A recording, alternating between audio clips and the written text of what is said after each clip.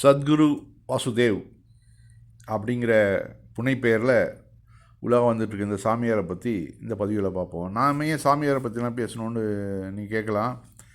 அதாவது இவர்கள் என்ன சொல்கிறாங்க, இந்துத்துவவாதிகள் வந்து நம்ம முஸ்லீம்களும் சரி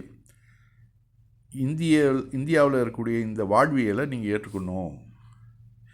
நீங்கள் முஸ்லீமாக இருந்துங்க, அதே சமயத்தில் இந்துத்துவாவையும் ஏற்றுக்குங்க, அப்படின்னா உங்களுக்கு எங்களுக்கு பிரச்சனை இல்லை அப்படிங்கிறது தான் அவங்களுடைய கொள்கை.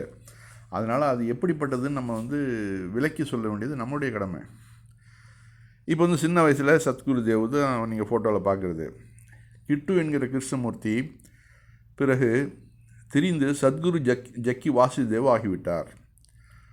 1957 செப்டம்பர் 30 கர்நாடக மாநிலம் மைசூரில் பிறந்தவர். மைசூரில் ரிஷி பிரபாகர் என்பவரிடம் யோகா கற்றுக்கொள்கிறார். அங்கு விஜி என்ற விஜயகுமாரியை சந்திக்கிறார். காதல் மலர்கிறது. திருமணம் செய்து ராதை என்னும் மகள் பிறக்கிறார். கோவையில் சுதர்சனன் வரதராஜ் என்பவரின் நட்பு கிடைக்கிறது.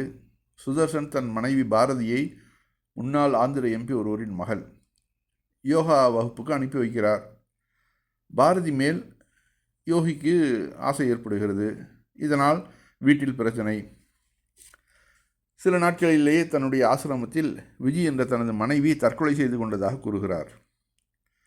விஜயின் தந்தை காங்கண்ணா போலீஸில் இது கொலை என்று புகார் கொடுத்திருக்கிறார்.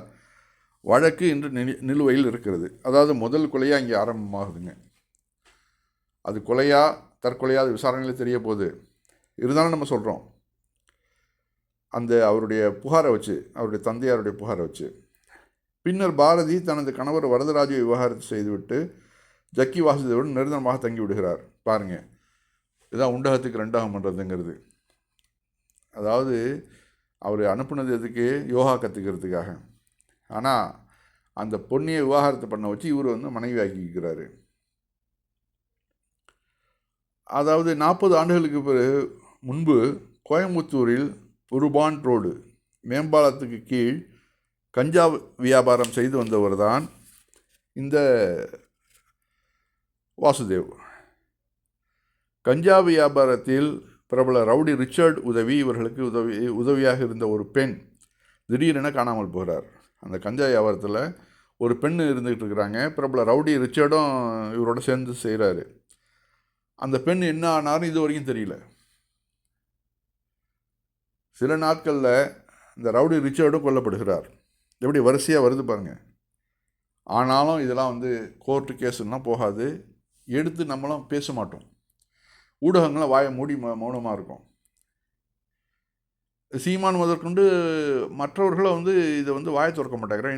என்னன்னு தெரியல. எனக்கு ஆச்சரியமாக இருக்குது. அதாவது தமிழனை ஆளணும் அப்படின்னு சொல்லக்கூடியவங்க மைசூர்லேருந்து இங்கே ஆட்டையை போட்டு காட்டை அழித்து அதை அத்தனையும் சரி ஒரு லீகலான ஒரு விஷயம் நடக்குதுனால அதுவும் கிடையாது. அடுத்தாப்புல பாருங்கள், இவர் என்ன பண்ணுறாரு, அத்தனைக்கும் ஆசைப்படு அப்படின்னு சொல்லி ஒரு புத்தகம் கூட வெளியிட்டிருக்கிறாரு. ஈசா மையத்தில் சேர்றதுக்கு 7 லட்ச ரூபா கட்டணும். நீங்கள் அனைத்து சான்றிதழும் ஒப்படைக்க வேண்டும். குடும்ப தொடர்புகளை முற்றாக நிறுத்தி கொள்ள வேண்டும். இங்கு சேர்பவர்களின் சொத்து, நகை, பணம் அனைத்தும் ஈசாவின் கட்டுப்பாட்டில் தான் இருக்கும். பெரும்பாலும் அனைவரும் கஞ்சா போதையில் அரை மயக்கத்தில் தான் இருப்பார்கள். அதாவது இவங்களை கொண்டு அதுலேயும் பாருங்கள், நல்லா படித்த இந்துக்கள், நல்லா விவரம் தெரிஞ்ச இந்துக்களே கொண்டு இந்த யோகா மையத்தில் தன்னுடைய பிள்ளைகளை தான் சேர்த்து விட்றாங்க. அங்கே என்ன பண்ணுறாங்கனாக்க, அந்த சாப்பாட்டுலேயோ இல்லை பானங்கள்லேயோ இந்த கஞ்சா லைட்டாக அதில் கலந்துடுறாங்கன்னு நினைக்கிறேன். அப்போ என்ன ஆகிடும், அந்த போதை அவர்களுக்கு ஒரு மாதிரியான கிறக்கத்தை கொடுக்கும். அப்போ அங்கே அடிமையிடுறாங்க. நான் இங்கே வரமாட்டேன், இங்கே இருந்துடுறேன் அப்படின்னு சொல்லிட்டு எல்லாம் ஒரு அரை மயக்கத்தில் தான் இருக்கிறாங்க அங்கே உள்ளவங்கெல்லாம். அப்போ எப்படி வளைச்சி போடுறாங்க பாருங்கள். இந்த இந்து மதத்துடைய சிறு சிறு பிள்ளைகள்லாம் வீணாக போகுதுங்க.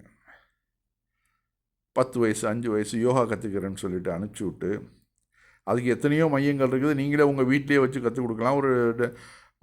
ஒரு டீச்சரை வச்சு கூட நீங்கள் யோகா கற்றுக் கொடுக்கலாம் வீட்டில். இந்த கஞ்சா வியாபாரப்படிய ஒரு ஆசிரமத்தில் கொண்டு போய் சேர்த்து உங்கள் குடும்ப பெண்களுடைய வாழ்க்கை வந்து வீணாக்குறீங்க ரொம்ப பேர். அங்கேருந்து ஒரு பொண்ணு கூட தப்பிச்சு ஓடி வந்த வீடியோ கூட நம்மலாம் பார்த்தோம், காணொலிகள்லாம் நம்ம பார்த்தோம். அதெல்லாம் வந்து பெருசாகவே எடுக்கிறது இல்லை. பயங்கர எத்தனையோ கொலைகள் நடந்திருக்குது உள்ள, அதெல்லாம் வந்து வெளியில் தெரிய மாட்டேங்குது. உள்ளே போலீஸ் நுழைஞ்சாதான் அங்கே என்னென்ன பிரச்சனைகள் இருக்குது, என்னென்னலாம் சட்டவிரோதமான செயல் நடக்குது அப்படிங்கிறதெல்லாம் நல்ல விவரங்கள் தெரியும். அது அத்தனைக்கும் ஆசைப்படுங்கிறார். அதுக்கு ஒரு லிமிட்லாம் கிடையாது. யாருடைய சொத்தாக கூட இருக்கட்டும், எல்லாத்துக்கும் நீ ஆசைப்படு. அது வரமுறையெல்லாம் கிடையாது. அவர் தன்னுடைய வாழ்வு எப்படிங்கிறத கரெக்டாக சொல்கிறாரு. இப்போ இது தான் வந்து நீங்கள் மற்ற உங்களுடைய குழந்தைகளுக்கு கொடுக்க போகிறீங்களா? எல்லாத்துக்கும் ஆசைப்படு. யார் வீட்டு சொத்தாக இருந்தாலும் சரி அபகரிச்சுக்கோ.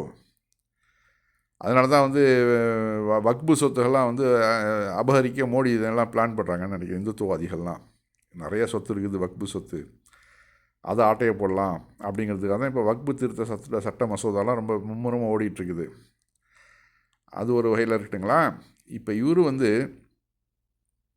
எல்லா பெண்களையும் மொட்டை அடித்து சுரவரம் பூர வச்சு என்னென்ன பிரச்சனைகள்லாம் பண்ணிகிட்ருக்கிறாரு.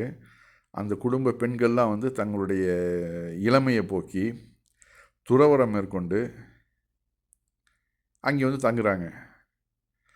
ஆனால் அவர் சொல்கிற அத்தனைக்கும் ஆசைப்படுங்கிறார். எப்படி துறவரம் பூண்டுட்டு அப்புறம் எப்படி ஆசைப்பட முடியும்? இதெல்லாம் ஒன்றுமே இங்கே கவனிங்க. அதாவது மற்ற பெண்களை எல்லாம் மொட்டையடித்து துறவரம் அதாவது துறவரத்தை மேற்கொள்ளுங்கன்னு அட்வைஸ் பண்ணக்கூடிய ஜக்கி வாசுதேவ் தனது மகளை எல்லா ஆசைகளும் கொடுத்து எல்லா நகைகளும் போட்டு ஒரு அதாவது திருமணத்தை முடிச்சு வைக்கிறார். இது எப்படிப்பட்ட நியாயம்? அது உலக மக்கள் எல்லாருக்கும் சந்நியாசமாக எடுத்துங்க அப்படின்னு சொல்லிட்டு தன்னுடைய மகளை வந்து ஜெகஜோதியாக கல்யாணத்தை பண்ணி வைக்கிறாரு. அதை யாருமே கேள்வியும் கேட்கல. ஏன்பா நீ வந்து மற்ற இந்து பெண்களெல்லாம் கொண்டு வந்து குடும்ப பெண்களெல்லாம் கொண்டு வந்து சந்நியாசம் வாங்க வைக்கிறியே, நீ உன்னுடைய மகளை வந்து நல்ல சந்தோஷமாக இருக்க வைக்கிறியே, அது எப்படி அப்படின்னா அதுக்கு ஒரு டான்ஸை போட்டு உங்களை வாயடைச்சிடுவார்.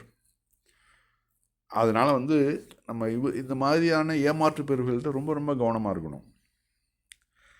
இந்த இந்து மதத்துடைய பெண்கள் ரொம்ப பேர் அங்கே போய் தங்களுடைய வாழ்க்கையை வந்து சீரழிச்சுக்கிறாங்க. இதை வந்து அதுவும் படித்த ஆட்கள் தான் பெரிய அதிகம். இது அரசாங்கமும் கண்டுக்கிறது இல்லை. மோடி வந்து திறந்து வைக்கிறாரு. அவர்களுக்கு வந்து சமஸ்கிருதத்தை வளர்க்கணும், இந்துத்துவாவை வளர்க்கணும்.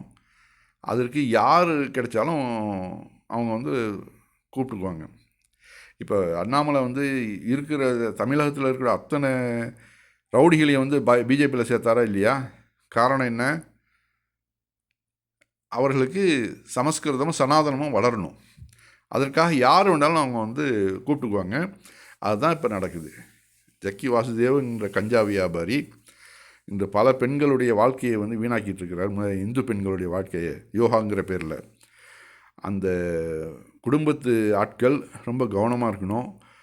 நீங்கள் வந்து அந்த ஆசிரமத்தில் சேர்க்குறத விட உங்கள் வீடுகள்லையே உங்கள் ஊர்கள்லையே ஒரு யோகா மையத்தில் சேர்த்து நீங்கள் வந்து உங்களுடைய யோகா கலையை வளருங்க. இந்த ஒரு ஏமாற்று பேரொழியை நம்பி உங்களுடைய குழந்தைகளுடைய எதிர்காலத்தை வீணாக்கிடாதீங்க. அதைத்தானே நாம் இவர்களுக்கு சொல்லிக்கொள்வது.